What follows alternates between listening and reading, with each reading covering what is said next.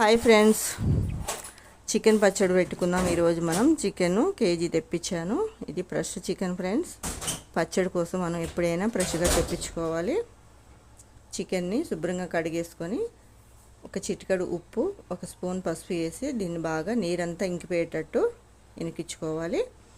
KG చికెన్కు అర KG oil పడుతుందండి. అర కేజీ ఆయిల్ స్టవ్ వెలిగించుకొని కళాయి పెట్టుకొని ఆయిల్ బాగా వీటెక్కినాక మనం ముందుగా ఉడికించి పక్కన పెట్టుకున్న చికెన్ని కొంచెం కొంచెం వేసుకుంటూ కలర్ మారేంత వరకు వేయించుకోవాలి ఫ్రెండ్స్. బాగా కలుపుతూ వేయించుకోవాలి. కళాయిలో వేసి చికెన్ అలా వదిలేయకూడదు. వేయించుకున్న తర్వాత అదే ఆయిల్లో మనం అల్లం వెల్లుల్లి పేస్ట్ కూడా వేయించుకోవాలి.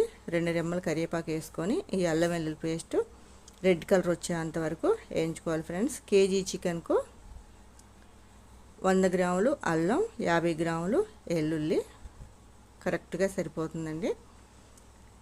ఈ అల్లం వెల్లుల్లి పేస్ట్ కూడా వేగిపోయినాక చల్లారనిద్దాము. చల్లారిపోయిన తర్వాత మనం ముందుగా వేయించి పెట్టుకున్న చికెన్ను ఈ అల్లం వెల్లుల్లి పేస్ట్లో వేసుకుందాం. 1 గ్లాసు కారం వేసుకుందాం. అదే గ్లాస్తో హాఫ్ గ్లాస్కి కొంచెం తగ్గించి ఉప్పు, అలాగే మనం ఫ్రెష్గా చేసుకున్న ధనియాలు, జీలకర్ర, చెక్క, లవంగం, యాలక్కాయ, కొంచెం గసగసాలు, అలాగే మెంతులు, ఆవాలు కలిపి పట్టిన పొడి అండి అది.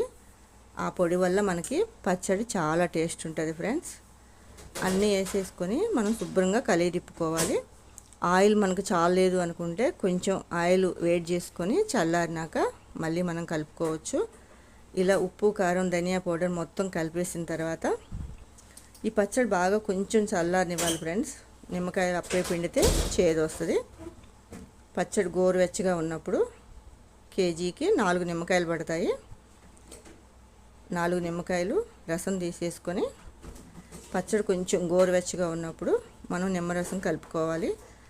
ఈ పచ్చడి మీకు 1-2 నెలల వరకు చాలా ఫ్రెష్గా ఉంటుంది ఫ్రెండ్స్. Okay friends, bye. ఈ వీడియో నచ్చితే లైక్ చేయండి.